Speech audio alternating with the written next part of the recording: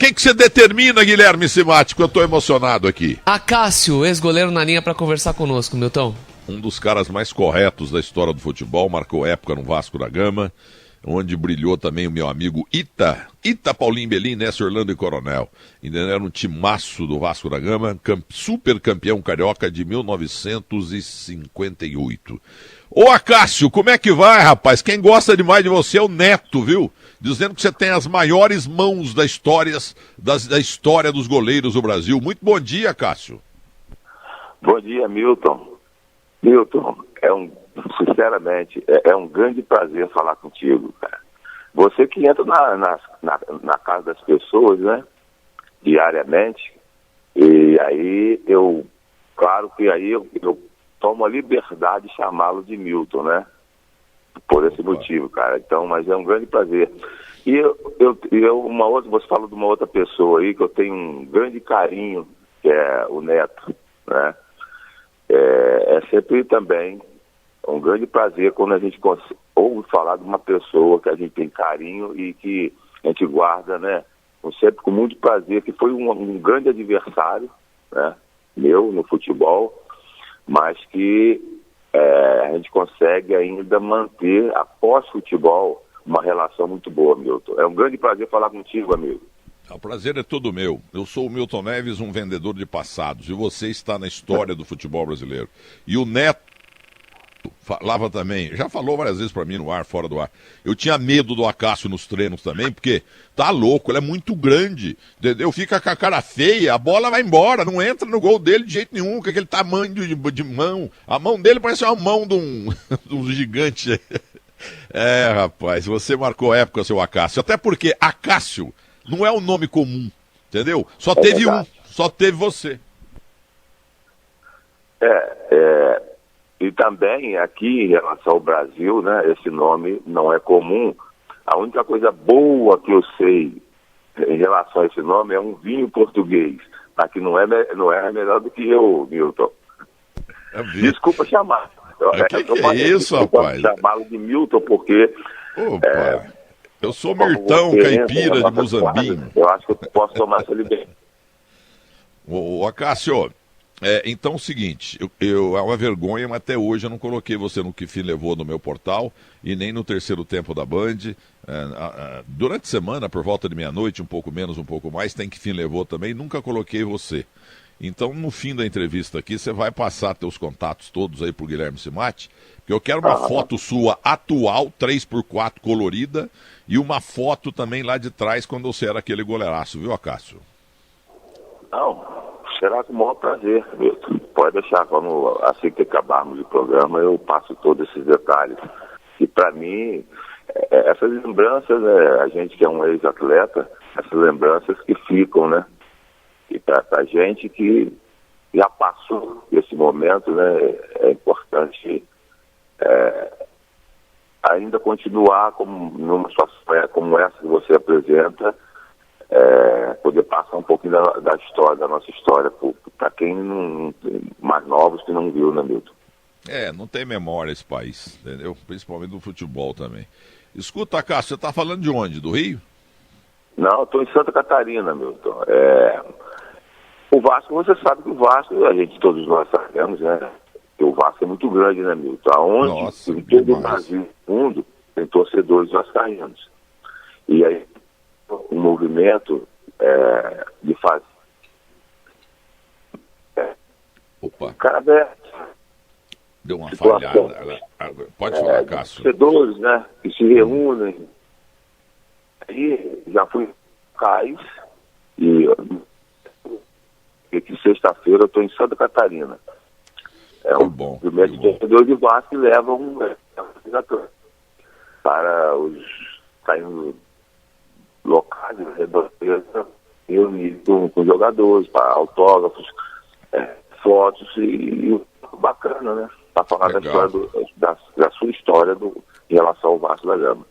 Segura, Cássio! Eu lembro muito bem disso também na voz do Garotinho e do Jorge Cury também. O Jorge Cury tá no céu, mineiro de Caxambu, rapaz. No final de ano ele pegou a pala dele e foi passar Natal lá na terra dele em Caxambu. mas chegando em Caxambu ele dormiu, entrou na traseira do caminhão e morreu. Jorge Cury, ele será bom demais. Eu só dava Jorge Cury no Rio e Fiore Gilhote na Rádio Bandeirantes em São Paulo. O Acácio, escalhe o Vasco da Gama, melhor Vasco em que você jogou. Você no gol e mais 10. Homenagem a Arthur Figueroa, lá de Sorocaba, amigo do Norimite Iga, torcedor do Vasco doente. Foi meu operador de som 300 mil vezes, inclusive o trouxe para a Rádio Bandeirantes. Hoje ele mora em Sorocaba. Escalhe o melhor Vasco, você no gol e mais 10. Você está falando em relação, eu gosto quando me faz essa pergunta, eu acabo deixando alguns jogadores que passaram pelo Vasco de fora, porque foram muitos, né? Mas você está perguntando, e eu vou escalar jogadores que jogaram comigo, né? Claro, né? Começando por mim. Claro, é óbvio que eu vou deixar de fora um dos maiores goleiros da história do Vasco, que talvez tenha sido ele que tenha ganho os maiores títulos também do Vasco, que seriam dois, na minha opinião, Barbosa e Carlos Germano, mas ficar de fora. Meu time, minha seleção, digamos assim, a minha seleção, vou comigo no Vasco, seria eu, Paulo Roberto, Fernando Imazinho, Carmo. Zé do Carmo, como volante. Né, Dunga fora, que o Dunga também teve uma passagem muito rápida no Vasco, né, em 87. E aí, por isso, o Dunga de fora.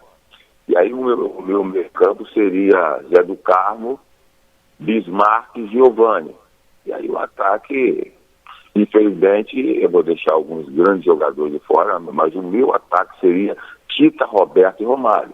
Vou deixar Bebeto, campeões brasileiros, aí no Rio contra o São Paulo. E vou deixar outros grandes jogadores. Na minha geração, o Vasco sempre foi grande, né, Milton? É verdade. E o Vasco, nossa, tem uma tradição extraordinária. O último tio meu a falecer lá em Varginha, no sul de Minas Gerais, filho da vó Isolina, o meu avô que eu não conheci lá, Eduardo das Neves, que era cantor. Portanto, o neto aqui gostou de microfone também. Mas o Acácio, muito legal, mas falhou um pouco o telefone. Começa de novo, você no gol e os zagueiros, por favor. Então, eu no gol, Paulo Roberto, Zé do Carmo, Bismarck e Giovani, Tita, Roberto e Romário. E aí, não sei se saiu aí, Milton, vou deixar alguns grandes jogadores de fora, como, por exemplo, o Dunga, mas que teve uma passagem muito rápida em 87 pelo Vasco. Vou deixar o Bebeto. Como é que eu vou botar Bebeto? Poderia botar o Bebeto no ataque do Vasco, mas... Entendeu? E na minha geração, o Vasco, como não sei se conseguiu sair esse áudio meu tá ótimo, na minha geração, o Vasco formou grandes jogadores, feitos da própria base, vindo da própria base do Vasco. Então, o Vasco, na minha geração, que eu joguei no Vasco quase 10 anos, Milton. Foi de 82 a 91. Então, eu joguei com grandes jogadores, né, Milton? Nessa geração, nesses quase 10 anos de Vasco, Milton. Sem dúvida. E o Ita, que começou lá na Cruz Preta de Alfenas, no meu sul de Minas Gerais, entendeu? E aí teve um jogo amistoso lá do Vasco contra a Alfenense, não, contra o Cruz Preta, que era o grande time da região, ganhava até da Caldense, e foi 7-1 pro Vasco, só que o Martim Francisco ficou impressionado com o goleiro Ita, lá de Alfenas, que nasceu no interior de São Paulo. Aí ele levou o Ita pro Vasco da Gama e deu no que deu. Um grande goleiro também. O Vasco da Gama, você lembrou bem, sempre teve grandes goleiros, né? E não podemos nunca esquecer do argentino que tomou o 1000º gol do Pelé e ele deu murro na grama como que lamentaram o gol. Pô, ele ficou pra história. Ele ficou pra história como o goleiro que tomou o 1000º gol do maior de todos. São Pelé, meu amor. Ô Acácio, então um grande abraço, receba um abração do Neto também, que me mandou um zap aqui agora, porque ele falou que você era grande demais, você tampava o gol e você fazia cara feia e ele ficava com medo. Ô Milton, deixa eu então dar uma finalizada em relação ao Neto.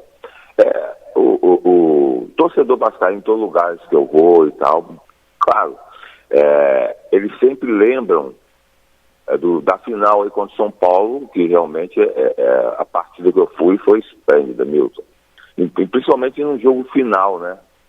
Agora, uma das melhores partidas que eu fiz pelo Vasco foi contra o Guarani com o Neto jogando. A gente sabe que falta no meio-campo com o Neto, era meio gol praticamente.